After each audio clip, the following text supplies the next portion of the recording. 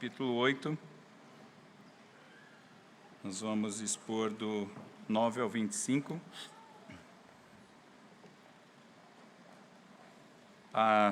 Atos dos Apóstolos, capítulo 8. Mas assim como foi feito na manhã, eu repito agora à noite, um aviso muito importante para nós, pelo menos nós do Conselho assim entendemos, e eu vou fazer a mesma ordem do reverendo Mateus. Especialmente se você nos visita ou se você está chegando há pouco tempo na igreja, a gente gosta de lembrar que as crianças são bem-vindas ao culto. Nós entendemos que as crianças devem participar de toda a liturgia, ouvir inclusive a palavra de Deus, que é o que temos de melhor para recebermos. Então, tenham essa paciência com as crianças, elas têm a sua característica natural de ser criança.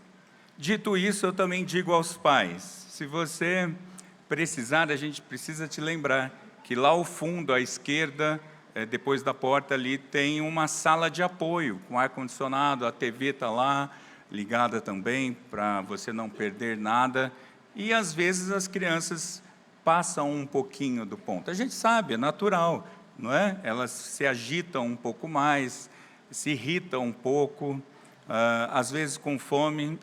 A única diferença das crianças e eu, meus irmãos, é que eu tenho o dever de me controlar, mas eu com fome eu sou insuportável, né? Então, leve as crianças lá no fundo, acalme-as, né? Para que elas também aprendam, entre outras coisas, a reverência do momento do culto solene, para que elas não se distraiam. E eu queria dar uma dica, ou duas pelo menos, do que eu li lá do livro da queridíssima Simone Quaresma, né? Prepare a criança ao longo da semana, prepare no dia para que ela venha, leve ao banheiro antes, né? Satisfaça as necessidades dela, para que ela estar concentrada e ir aprendendo. E outra coisa, meus irmãos, aliás, eu tenho 3 filhas, então eu fui experimentando isso ao longo do tempo. Não faça do salão de culto brinquedoteca. A gente tem prancheta para as crianças desenharem, para elas se concentrarem, mas não traga brinquedo barulhento, não traga... Aqui também não é a hora do fast food, né? Aquele alimento da criança. Tudo isso está correto no seu devido lugar. Então, tanto a família quanto nós todos temos que ter esse espírito de adoração ao Senhor e ensinarmos as nossas ovelhinhas a adorar o nosso Senhor. Então, fica aqui essa palavra de orientação. E, a propósito, se você, pai, mãe, precisar sair, não há constrangimento algum da nossa parte. A gente sabe, não é? Que às vezes precisa ir também com os maiores, ter aquela conversinha. Porque a Giovana, quando era pequena, falava, nós vamos conversar. Era uma senha que ela entendia o que ia acontecer, né? Então, às vezes acontece isso também. Vamos ao texto bíblico, meus irmãos, que é o que importa. Lá no livro dos Atos dos Apóstolos, capítulo 8, a partir do versículo 9. Ora, havia certo homem chamado Simão, que ali praticava mágica, iludindo o povo de Samaria, insinuando ser ele grande vulto, ao qual todos davam ouvidos do menor ao maior, dizendo, este homem é o poder de Deus, chamado o grande poder. Aderiram a ele porque havia muito os iludira como mágicas. Quando, porém, deram crédito a Filipe, que os evangelizava a respeito do reino de Deus e do nome de Jesus Cristo, iam sendo batizados, assim homens como mulheres. O próprio Simão abraçou a fé e, tendo sido batizado, acompanhava a Filipe de perto, observando extasiado os sinais e grandes milagres praticados. Ouvindo os apóstolos que estavam em Jerusalém, que Samaria recebera a palavra de Deus, enviaram-lhe Pedro e João, os quais, descendo para lá, oraram por eles para que recebessem o Espírito Santo, porquanto não havia ainda descido sobre nenhum deles, mas somente haviam sido batizados em o nome do Senhor Jesus. Então lhes impunham as mãos e recebiam o Espírito Santo. Vendo, porém, Simão que pelo fato de imporem os apóstolos as mãos, era concedido o Espírito Santo. Ofereceu-lhes dinheiro, propondo: concedei-me também a mim este poder, para que aquele sobre quem eu impuser as mãos receba o Espírito Santo. Pedro, porém, lhe respondeu: o teu dinheiro seja contigo para a perdição, pois julgaste adquirir por meio dele o dom de Deus. Não tens parte nem sorte nesse ministério, porque o teu coração não é reto diante de Deus. Arrepende-te, pois, da tua maldade e roga ao Senhor, talvez te seja perdoado o intento do coração. Pois vejo que estás em fel de amargura e laço de iniquidade. Respondendo, porém, Simão lhes pediu: rogai-vos por mim ao Senhor, para que nada do que disseste sobrevenha a mim. Eles, porém, havendo testificado e falado a palavra do Senhor, voltaram para Jerusalém e evangelizavam muitas aldeias dos samaritanos. Até aqui a palavra do Senhor, vamos orar. Pai querido, estamos aqui diante da Tua palavra, necessitando ouvir da Tua voz. Por isso eu te suplico, a Deus, que por meio do Teu Santo Espírito, o Senhor mesmo use a mim, de tal forma que compreendamos o Teu querer para nós, e assim, ao final desse culto, o Seu nome tenha sido de fato glorificado, e nós, o Teu povo, a Tua noiva, tenhamos sido edificados. Faz isso, Senhor, nós te pedimos em nome de Jesus. Amém. Crianças, a dica então de hoje é você desenhar um coelhinho saindo de uma cartola. Cartola é um chapéu. Então, pais, ajudem aí as crianças a fazer esse desenho. Mas por que, criança, que nós vamos fazer isso, ou ver, por que vocês vão fazer isso? Porque nós vamos ver a história de um mágico. Olha só, criança, a palavra que tem na Bíblia. A história de um mágico, só que era um mágico mau, que ele enganava as pessoas. E ele fazia isso porque ele não conhecia a Jesus. Então, vamos entender isso, crianças, à luz desse texto. Bom, os mágicos, eles sempre encantam as pessoas, né? Normalmente isso. Principalmente encantam as crianças e eu. Estou no grupo dos que ficam encantados com os mágicos, né? Mas a gente sabe que ali é ilusão. E o mundo da ilusão chama a atenção há muito tempo. O ser humano tem uma queda mesmo pelo surpreendente, não é? Tanto é assim, sobre magia, veja o sucesso da saga Harry Potter, que já tem mais de uma década e continua fazendo sucesso. Há uma curiosidade nesse aspecto da mágica, do surpreendente. E no texto de hoje, nós ficamos sabendo de um mágico que encantava muita gente. A partir desse texto, nós vamos perceber algumas coisas. Em primeiro lugar, a diferença entre ilusão e verdade, e depois vamos ver a situação do iludido e dos libertos. Pois bem, acompanhem na sua Bíblia a exposição. Atos, esse texto a partir do versículo 9 até o versículo 11. Eu não vou seguir lendo, mas mantenha a sua Bíblia aberta e você vai perceber nos detalhes. O texto diz que havia Simão, um mágico. E a palavra mágico aqui já nos ajuda a entender, porque aqui não era ilusionismo, aqui era feitiçaria, bruxaria, algo que a gente poderia chamar de capacitação sobrenatural que vem de Satanás. A gente vai entender que isso não está vindo do Senhor. Mas, de fato, ele fazia coisas que encantavam aquele pessoal ali. E o curioso que o texto diz que ele se achava grande coisa, né? Ele contava vantagem de si mesmo. E ele enganava todo tipo de gente, não era só as crianças. Do menor ao maior, todos prestavam atenção nele. E o texto diz que eles estavam em Samaria. Vamos lembrar um pouquinho, os samaritanos é aquele judeu meia boca, ou pelo menos os judeus os olhavam assim, não é? E os samaritanos aceitavam apenas a Torá, os 5 primeiros livros do Antigo Testamento. Eles adoravam em Gerizim, ou seja, não era em Jerusalém. Eles aguardavam ainda o Messias e eles eram sincréticos, eles misturavam religiões. Esse é um aspecto muito importante dos samaritanos.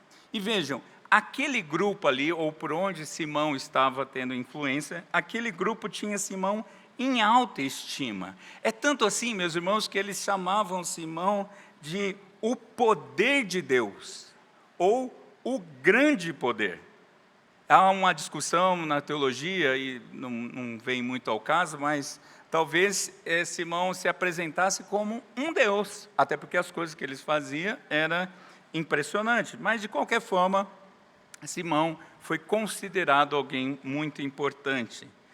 O detalhe é que eles estavam, na verdade, acreditando nas mentiras de Satanás. E nós vamos entender isso.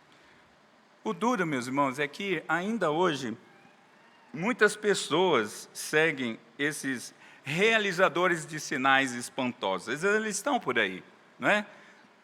Leitura das linhas das mãos, horóscopo, as sortes, o próprio espiritismo, de onde eu vim, a magia, tudo isso ainda acontece por aí. E o que me deixa um pouco mais incomodado é que isso alcança o mundo gospel. Infelizmente tem pessoas, tem crentes que buscam aqueles, por exemplo, que revelam o futuro. Vai falar com a irmã tal porque ela revela o futuro. Ou o que fala, eu recebi uma profecia de fulano de tal, que vai acontecer isso, vai ser eu e Bill Gates, os ricos da terra. Curas.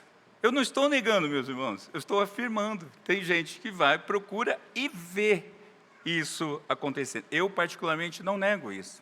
Mas o apóstolo Paulo já falava isso há algum tempo. 2 Timóteo 4, ele diz assim: pois virá o tempo em que não suportarão a sã doutrina. Pelo contrário, se rodearão de mestres, segundo as suas próprias cobiças, como que sentindo coceira nos ouvidos. Eles se recusarão a dar ouvidos à verdade, entregando-se às fábulas. Mas aqui o texto diz que quando Filipe começou a anunciar o reino de Deus e o nome do Senhor Jesus, as pessoas começaram a abandonar Simão e a dar atenção a Filipe. Então, a gente precisa entender, meus irmãos, que feitiçaria, bruxaria, adivinhação, Halloween, qualquer outra coisa do tipo que tenha essa finalidade, e até coisas mais pesadas, e eu posso te garantir que existem por aí, não é? Coisas pesadas no campo espiritual. Tem o inferno como destino final, simples assim. A gente lê o texto de Deuteronômio, para a gente ver que essa é uma questão muito importante para o Senhor, que vem há muito tempo. Aliás, um detalhe que eu lembrei, essas coisas são tão assim, meus irmãos, eu vim de contextos assim. Uma das passagens das Escrituras que me marcaram muito, logo após a minha conversão, foi quando eu estava lendo a Bíblia e vendo lá que o diabo se faz luz. Eu falei, oi? Porque nos filmes ou em outras religiões o pessoal fala o quê? Segue a luz. Não é? Você assistiu filmes assim, tipo Ghost, segue a luz. Vai lá. Segue essa para você ver onde você vai parar, não é? Então, isso acontece, mas o destino das pessoas envolvidas com isso, se o Senhor não as libertar, é literalmente o inferno. E há sinais, meus irmãos, que de fato causam espanto. Alguns até encantam os olhos, porém, eles não são reconhecidos por Jesus Cristo, o Senhor. Disse o Senhor em Mateus 7, quando o Senhor explicando sobre o dia final, ou a proximidade do dia final, e ele dizendo que muitos chegarão diante dele e falam, Senhor, eu fiz isso, em seu nome eu fiz aquilo outro, coisas espetaculares, não é? E o Senhor dirá assim, nunca vos conheci, apartai-vos de mim, vós que praticais a iniquidade. Curioso que Deuteronômio vai falar que é iniquidade. Não é? Então vejam, meus irmãos, eu não estou negando que exista. Porque tem gente que pergunta, pastor, mas aconteceu, a pessoa foi curada, graças a Deus foi curada, mas a mão de quem curou, eu duvido. Então cuidado com esse tipo de situação. E eu queria que a gente percebesse ainda aqui nesse primeiro ponto, a distinção entre o que é ocultismo, ou tudo que está relacionado ao ocultismo, e cristianismo. O ocultismo é voltado para satisfazer as vontades dos que são enganados. São os enganados que procuram ser enganados. Lembra o texto de Timóteo que eu acabei de ler? A pessoa vai porque ela quer. Ela vai lá buscar aquele trabalho que você tem que pagar uma fortuna. Como eu disse, eu estou falando de coisas que eu já fiz, né? Você tem que pagar uma fortuna porque a sua chefe é uma praga e você quer que aquela chefe desapareça. Aí você vai lá e faz umas coisas desse tipo. Mas isso é ocultismo. E isso, curiosamente, é sempre para satisfazer as vontades de um coração enganado. E outra coisa, quem está relacionado com isso está tendo uma relação com as hostes infernais. E mais, e o objetivo de quem pratica, ou os que estão à frente disso, eles estão buscando nada mais e nada menos do que vantagens para si mesmo. Você já viu algum líder ocultista magrelo, sem dinheiro? Você já viu alguma coisa assim? Nunca você vai ver, porque ele está ganhando dinheiro com isso. E ainda, tendo Satanás como mestre. O cristianismo é voltado para a glória de Deus, numa relação entre Deus e o seu povo, na dependência da graça e da misericórdia de Deus, de quem vem total satisfação. Em Cristo nós somos totalmente satisfeitos e não precisamos buscar outras soluções para a nossa vida, além das que estão na palavra de Deus. É engraçado, eu gosto, o reverendo Mateus sempre dá ênfase na recepção de membros, e eu tento fazer assim também. E é sempre bom lembrar isso, mas vejam, meus irmãos, uma das perguntas que é feita é: você crê que a palavra de Deus é a sua única regra de fé? E creio.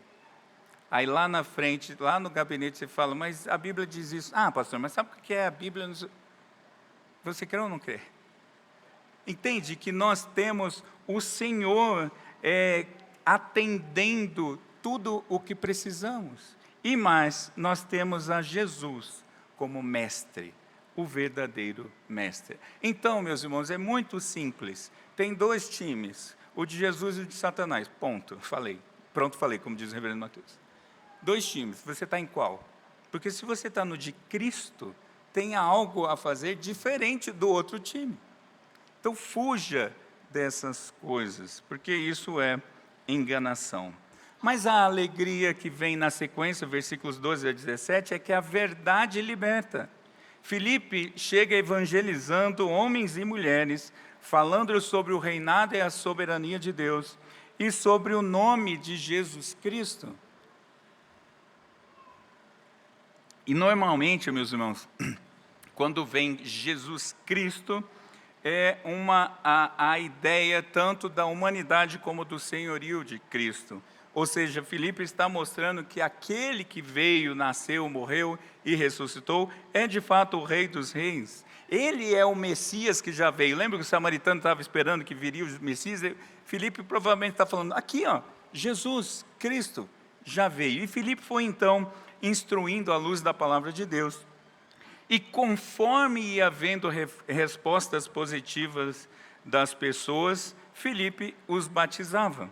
Há também uma pequena discussão na teologia que eu cito apenas, que talvez Filipe estivesse batizando somente no nome de Jesus e não no nome da Trindade, mas isso não faz alguma diferença para nós aqui. E isso estava acontecendo e o Simãozinho, o mágico, diz o texto que ele abraçou a fé e foi batizado. Ele foi lá na frente da igreja de Samaria e falou, sim, eu creio. Ele foi batizado lá. E ainda o texto diz que ele abraçou a fé. Então lembre-se, os samaritanos são sincréticos. Não quer dizer que ele largou tudo, não é? E ele colou em Filipe. Agora ele é brother de Filipe. Ele anda onde Filipe vai, ele vai.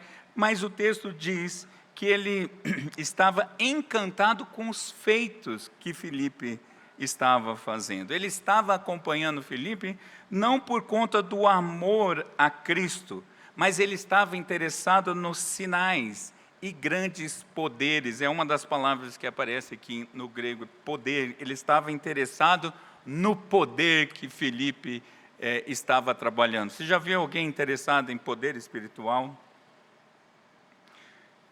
E a notícia de que a palavra de Deus estava sendo pregada e aceita pelos samaritanos chegou em Jerusalém. Gente, vocês estão lembrados que samaritano é um povo que judeu não gosta, estão lembrados disso? E essa notícia chegou, e lá de Jerusalém mandaram Pedro e João. Pedro, o grande Pedrão, que agora é um líder já reconhecido, e o apóstolo João. Às vezes, a gente precisa relembrar alguns detalhes. O apóstolo João é chamado de o apóstolo do amor, mas depois que ele foi ficando amoroso, meus irmãos. João, lembra que João é aquele que falou para o Senhor, quer que a gente peça para que venha fogo do céu sobre os samaritanos?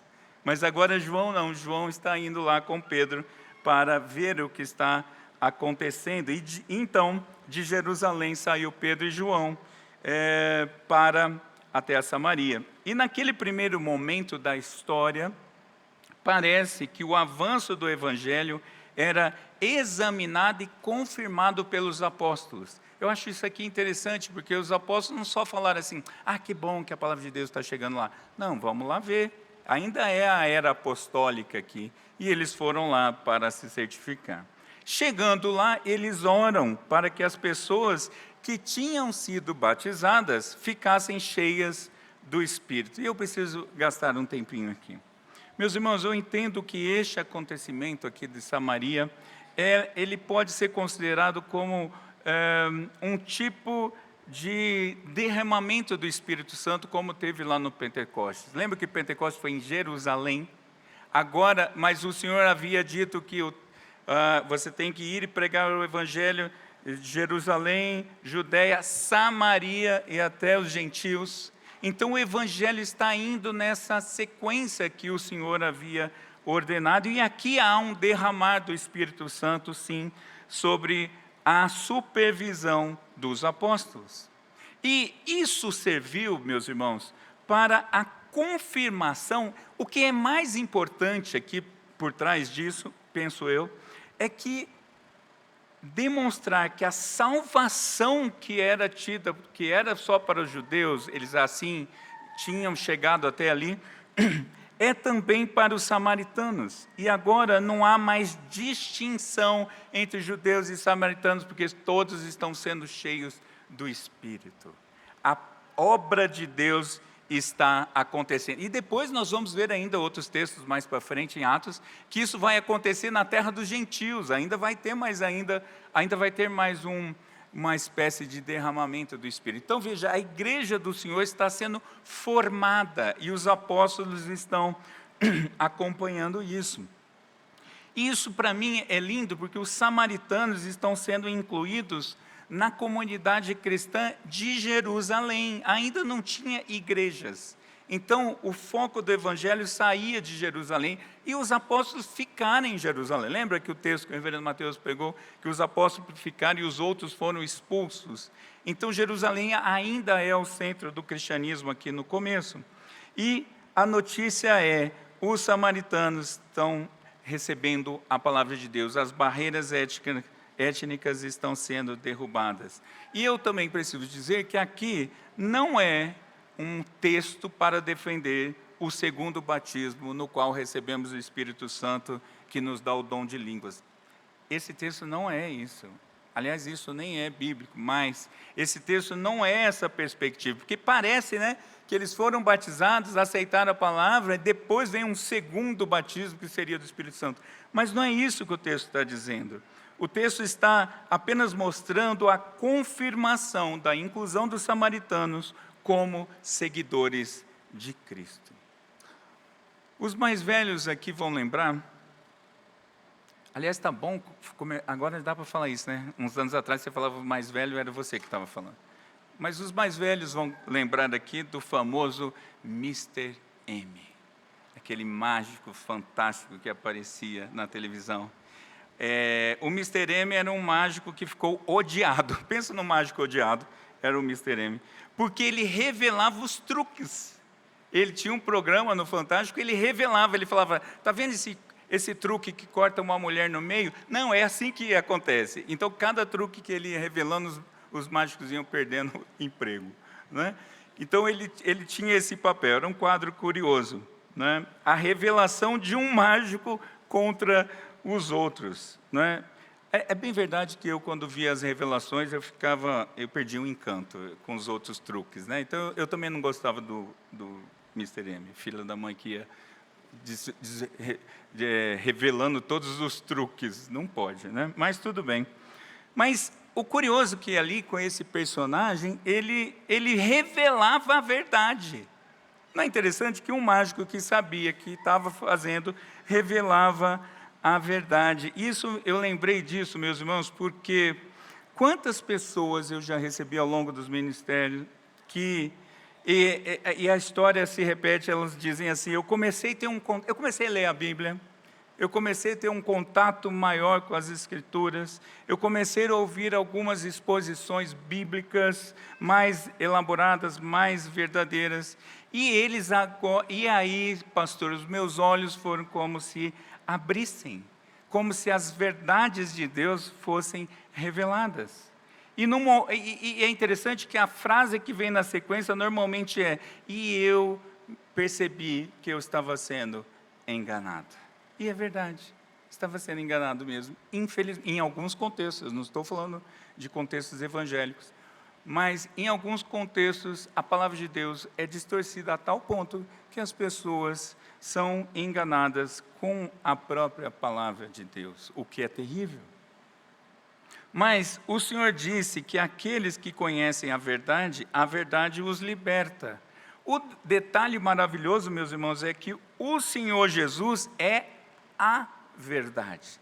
Então, conhecendo a Cristo, nós somos libertos. E veja, meus irmãos, que coisa interessante. Nele, nós somos libertos do engano que mantém os nossos olhos cegos. A gente acredita ou acreditava em certas coisas no mundo porque os nossos olhos estavam vendados. Mas é Cristo. Veja que não é o poder de Filipe que atua aqui. É a palavra pregada, o nome do Senhor anunciado, e as pessoas vão se convertendo, sendo libertas. E nós precisamos lembrar, meus irmãos, que não há necessidade de artifícios, pirotecnia, encenações ensaiadas, enfim, tantas outras coisas que a gente vê por aí, para que alguém conheça a Cristo. É uma tentação moderna tentar mudar detalhes na liturgia, coisas no culto, trocar palavras, porque essa palavra não soa muito bem, para que Cristo seja anunciado. Essa viagem que eu fiz agora, né? A família que estava recebendo alguém me contou uma história de que numa igreja, lá na Itália já não tem igreja, mas uma delas tomou a seguinte decisão: vamos tirar algumas palavras dos sermões, porque elas não são muito atrativas. Eu falei, tá, mas que palavras foram tiradas? Predestinação, eleição, tal. Eu falei, o quê? Percebe, meus irmãos? Estão tirando a palavra de Deus para atrair pessoas, mas isso não atrai ninguém. Nós não precisamos dessas coisas, nós precisamos tão somente de Cristo Jesus e da sua palavra, e fazer o que Filipe estava fazendo. Mas por último, a gente vai olhar ainda para o iludido e para os libertos. Veja que Simão, diz o texto a partir do versículo 18, que Simão parece que acreditou naquela pregação.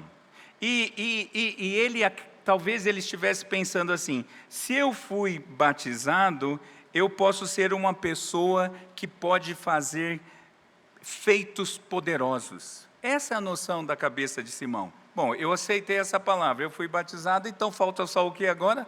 O poder, como diria Giovana quando era pequeno. Falta o poder para mim. E o que ele faz então?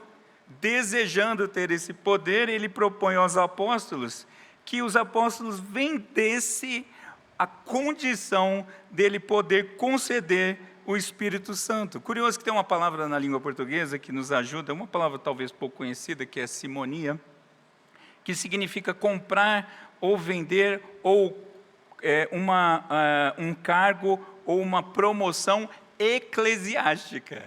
O que Simão queria era: deixa eu me tornar um de vocês, da turma do poder. Não bastava ser só crente. Veja o pensamento de Simão. Por isso que ele estava acompanhando Filipe, porque ele queria aprender mais sobre como Filipe fazia poder. Aí chegaram os apóstolos, e os apóstolos fazem algo que Filipe não fazia. Aí que ele falou: é neles que eu tenho que ir.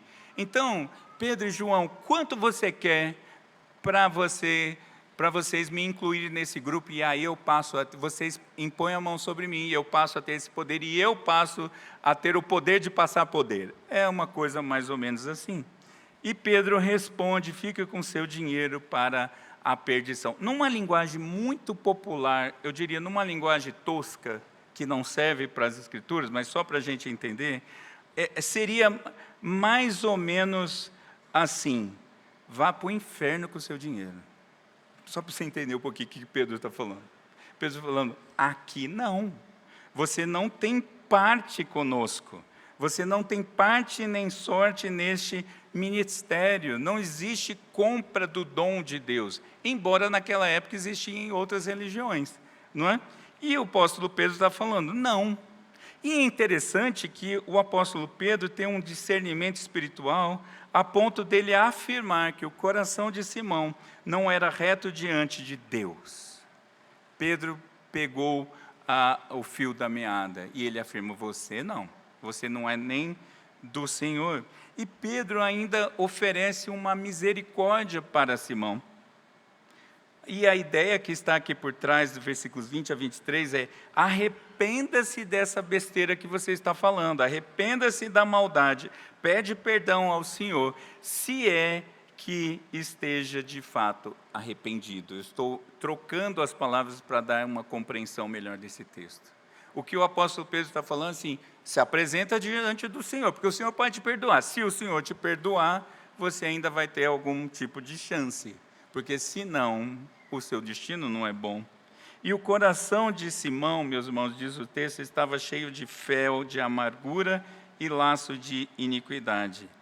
Em outras palavras, o coração de Simão continuava escravizado do pecado. Simão não se converteu. Simão não teve essa experiência de ter sido resgatado pelo Senhor. E ele faz um pedido. Os apóstolos falam: peça ao Senhor, ore ao Senhor. E Simão faz um pedido: ora por mim, intercede por mim. Ele mesmo não ora, ele mesmo não busca o Senhor. Percebe, meus irmãos? A ele foi dada a oportunidade: arrependa-se, busca o Senhor com o seu coração. E ele fala: não, intercede por mim.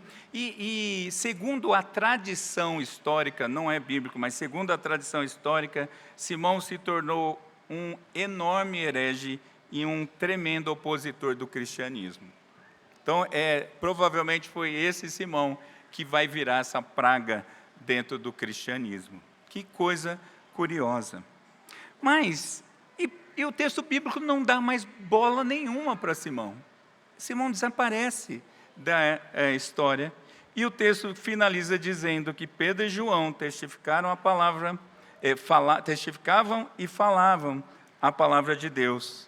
E eles voltaram para Jerusalém, mas eles não foram depressa. Diz o texto que eles voltaram evangelizando muitas aldeias dos samaritanos. Eu fiquei pensando nos apóstolos judeus de raiz mesmo. João, que tinha uma bronca lascada dos samaritanos, agora eles voltam anunciando por dentro da Samaria.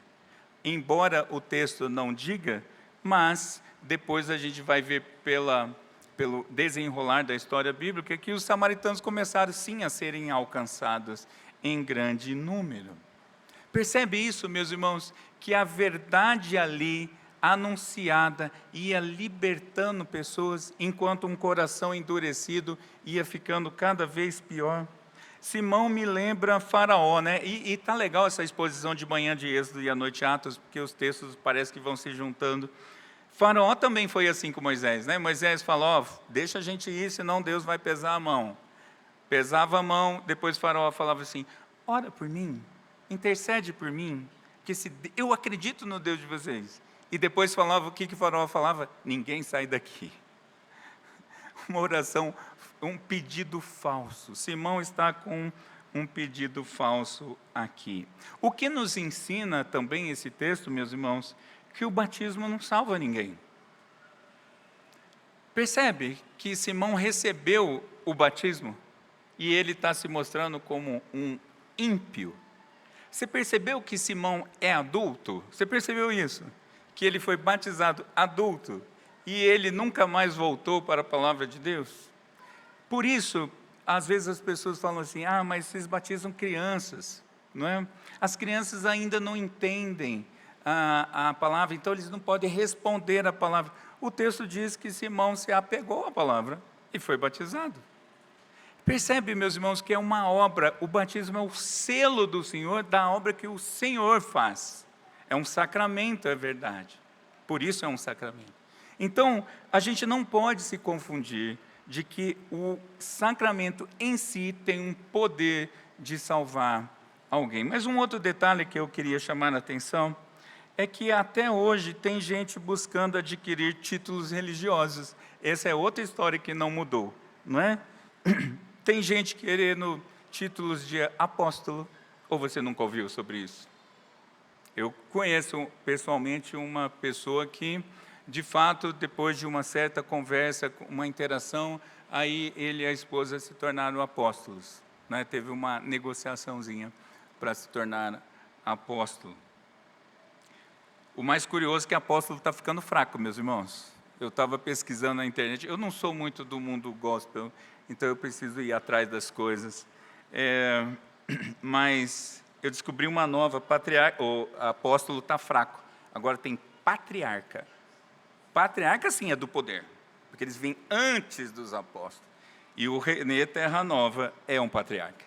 Olha que coisa, né, meus irmãos? Continuam se iludindo e continuam iludindo os outros, tudo por conta de autoridade, de falsa noção de poder.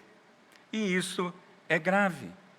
Agora, a boa notícia, se esse problema continua acontecendo, a boa notícia é que o anúncio da palavra de Cristo, Cristo sendo apresentado, a obra de Cristo sendo conhecida, os méritos de Cristo sendo aplicados, as pessoas também continuam sendo libertadas. Louvado seja o nome do Senhor. Então não se preocupe com essas coisas que a gente vê por aí. Anuncie tão somente a Cristo Jesus. Veja que Filipe não perdeu tempo. O texto diz que Filipe falava do reino de Deus e no nome de Jesus.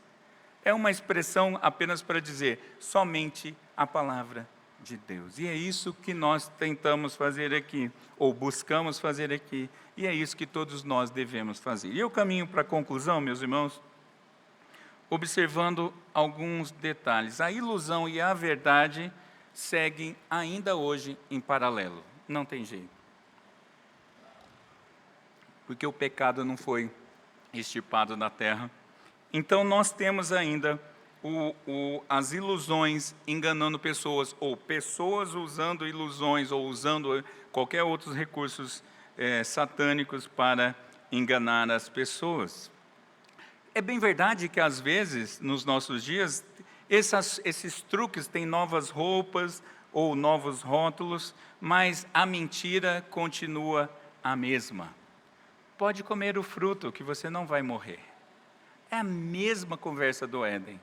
Pode fazer qualquer outra coisa, pode buscar outro tipo de regra para a sua vida, não vai dar problema não. Imagina, essa mentira diabólica continua arrastando pessoas para, ou mantendo pessoas na cegueira, mas o Senhor é o Senhor libertador, o Senhor Jesus é o libertador das nossas almas. E os crentes continuam, ou os crentes precisam continuar se livrando, se libertando, abandonando os mágicos do mundo, aqueles que tentam os corações das pessoas com ilusões infernais. Isso continua acontecendo, meus irmãos, ainda dentro com placas com o nome do Senhor às vezes. Isso continua acontecendo, a gente continua sendo atacado pelas mentiras de Satanás. Porém, você quer ver como isso acontece? Pessoas buscando profecias, promessas de vantagem, faça tal coisa, participe de tal corrente, que aí sim você vai ver onde sua vida vai chegar. O detalhe é que eles não falam onde a vida vai chegar, né? Eu conheci uma família muito, muito querida, uma vida regular, financeiramente falando, ou mediana, e que deram um carro para uma determinada igreja. O carro do trabalho, o carro que era o que gerava renda para a família. Ilusão. Mas o que está por trás disso? A cobiça do coração. Querer satisfazer o coração com as suas cobiças. Tem gente ainda buscando sinais e maravilhas que vêm da boca e das mãos de mágicos religiosos. Infelizmente, tem gente buscando isso aí. Agora, qual é a boa notícia? O caminho da liberdade continua o mesmo. Conhecer mais da palavra de Deus, conhecer mais quem a palavra de Deus revela, que é Jesus Cristo, o Senhor, para assim não só conhecer, mas temer e confiar na pessoa de Jesus Cristo, o libertador. Se você já foi liberto, você continua precisando da obra de Jesus Cristo na sua vida, para que você cresça, como disse o apóstolo Pedro, crescendo. O texto ali é uma espécie de gerúndio, um tempo verbal que não tem no português, mas a ideia é continuar crescendo na graça e no conhecimento do nosso Senhor e Salvador Jesus Cristo, segundo Pedro 3,18. Nós precisamos continuar crescendo na graça e no conhecimento do nosso Senhor e Salvador Jesus Cristo. E essas coisas vão ficando todas para trás, e isso continua válido. Conhecimento, convicção e confiança. Zacarias Ursino, um teólogo do século XVI, disse isso. Mas você não precisava ler Zacarias Ursino, porque se você ouviu o reverendo Heber Júnior no aniversário da igreja, ele falou isso também. Porque vejam, meus irmãos, temer o Senhor, ouvir, reconhecer o nome do Senhor, temer o Senhor, isso os demônios também fazem. Agora, confiar a vida no Senhor, isso é coisa daqueles que foram libertos.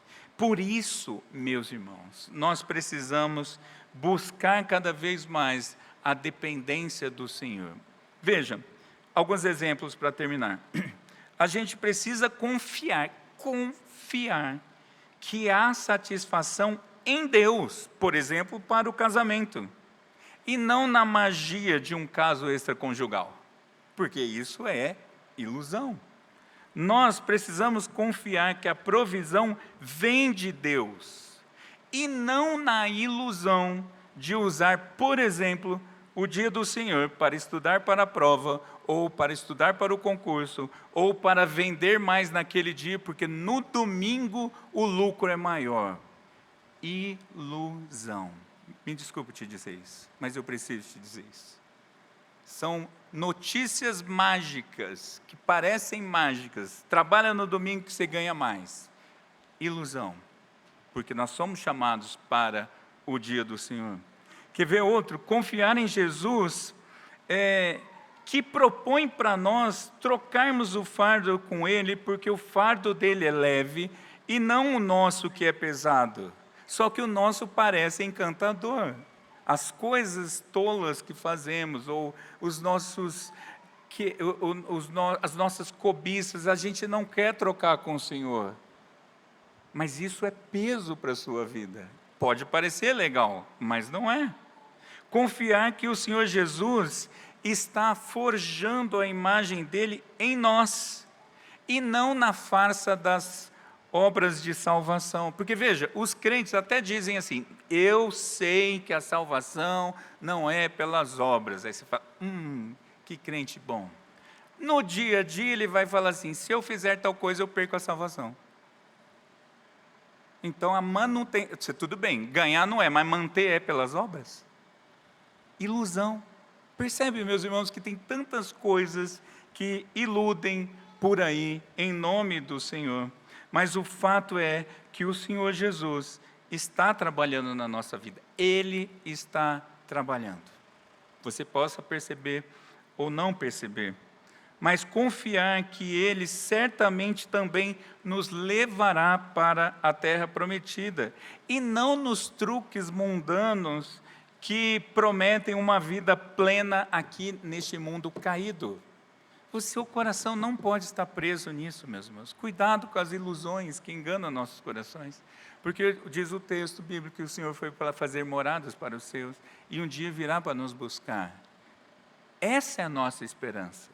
É esse grande dia glorioso que a gente quer ver. É esse espetáculo fantástico que a gente quer presenciar e se deleitar nele. Não nas promessas vazias que fazem. Mas ainda, por último, eu falei porque você é crente, então você precisa saber isso. Mas, ainda tem um detalhe: existem os eleitos que ainda estão cativos na ilusão do pecado, que ainda não foram alcançados pelo Senhor. O ocultismo, meus irmãos, ele some com a pregação, ele desaparece com a pregação do Evangelho. Por isso que quando anunciamos o Evangelho, nós não precisamos ter vergonha do Evangelho, porque ele é poder de Deus para a salvação daqueles que creem. Basta anunciar o Evangelho. E, então, as pessoas, os eleitos do Senhor perdidos, aplicados pelo Espírito Santo, a obra de Cristo, serão libertos. Se você olhasse para a minha vida, 3 décadas atrás, você ia falar: não, não dá para sair, daí não sai não, esse aí já foi, deixa lá, porque, meus irmãos, simples Evangelho de Cristo Jesus, pregado, é Ele o libertador das nossas vidas, e você e eu temos um papel, nós somos os agentes de Jesus, somos nós que anunciamos Jesus, não os mágicos de Satanás, somos nós que saímos anunciando o Evangelho do Senhor Jesus, cumprindo a missão de pregar a palavra para todas as pessoas, em todos os cantos dessa terra. Não é Satanás o mágico, e sim Jesus, o libertador, que tem as palavras de vida eterna. Nós precisamos anunciar a Cristo, tão somente a Cristo, meus irmãos. E é tão bonito ver a libertação que Cristo faz, não é verdade? Quando você anuncia o Evangelho e a pessoa faz como o povo estava fazendo na Samaria, deixava para trás e passava a seguir os que anunciavam, o que anunciava Jesus Cristo. Que o Senhor Jesus, de fato é verdade que Ele vai fazer, Ele continua fazendo essa obra. Aliás, é uma oração que a gente talvez nem precise fazer: Senhor, faz a obra na minha vida. O Senhor vai fazer a obra na sua vida. O que você precisa falar é: Senhor, eu gosto da obra que o Senhor está fazendo na minha vida. Eu quero entender a obra que o Senhor está fazendo na minha vida. Eu quero que meus olhos se abram cada vez mais para entender a obra que o Senhor está fazendo na minha vida, porque Ele está fazendo a obra na sua vida. Eu me lembrei ainda, e eu já falei encerro 3 vezes, né? Mas eu participava de um grupo de crentes, onde um certo pastor ainda era considerado pastor. E eu não preciso citar, mas naquele dia ele estava começando a se desviar da doutrina da palavra de Deus, e naquele dia ele falou assim: eu preciso dizer uma coisa para vocês jovens, era um pessoal jovem que estava lá reunido. Deus não tem um propósito para a vida de ninguém. Uma menina começou a desabou de chorar, porque ela acreditou a vida inteira que Deus tem um propósito na sua vida. Então deixa eu dizer uma coisa: Deus tem sim um propósito para a sua vida, é te levar para morar com Ele na nova terra, para todo o sempre. Só que tem mais gente que precisa saber disso.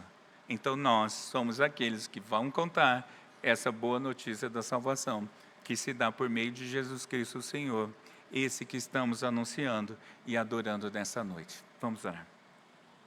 Querido Deus, obrigado, Pai, porque o Senhor nos liberta, o Senhor abre nossos olhos, e quando isso acontece, a gente percebe que vivíamos enganados pelos truques de Satanás. Obrigado pela libertação em Cristo Jesus. E, ó Senhor, continue usando a nós. Aviva a Tua obra em nosso meio, Senhor, e assim ela fatalmente se fará conhecida. Dá-nos esse privilégio de sermos os agentes do Senhor neste mundo caído, os agentes que pregam a Tua palavra, e os mágicos são derrubados para a Tua própria glória. Assim oramos em nome de Jesus. Amém.